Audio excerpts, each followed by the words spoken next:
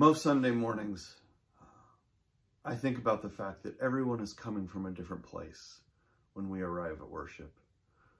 Different situations, different things going on in our lives.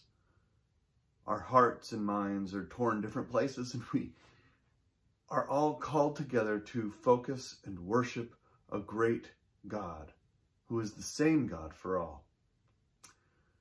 And I think now we're in a situation where a lot of the situations are the same. What we're going through is all very common, yet it is not. We're all experiencing this very differently. Some are quite alone. Some are in houses like mine, full of noise and chaos. Some are working, some are not working.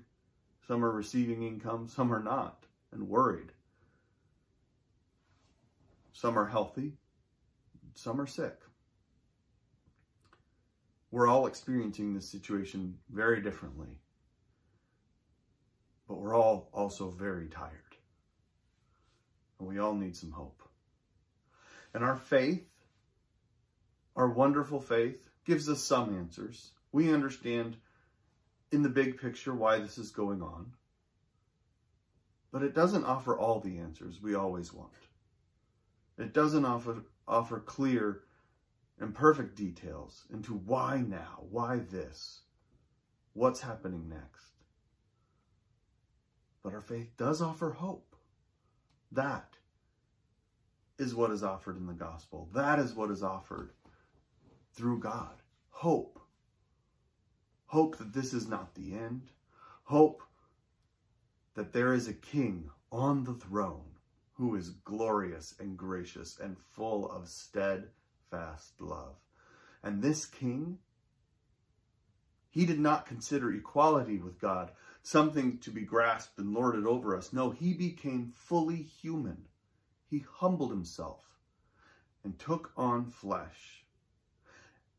And he didn't just humble himself to walk among us and be among us and get his feet dirty. No, he humbled himself to death in obedience to God. He humbled himself to death, even death on a cross. And therefore God exalted him and gave him the name that is above every name, so that at the name of Jesus, every knee should bow and every tongue confess that Jesus is Lord, to the glory of God the Father. Our faith gives us hope because our faith gives us a king who could have turned away from death and not experienced it himself, but instead humbled himself, took it on for us, defeated it, and rose again. This is the God we worship. This is the name that we will bow before. This is the King that gives us hope. What a beautiful name we worship, the name of Jesus, who humbled himself to death and rose again to defeat it. Let's worship our risen King this morning, the King who sits upon the throne, the God of hope in desperate times. Let's praise his name.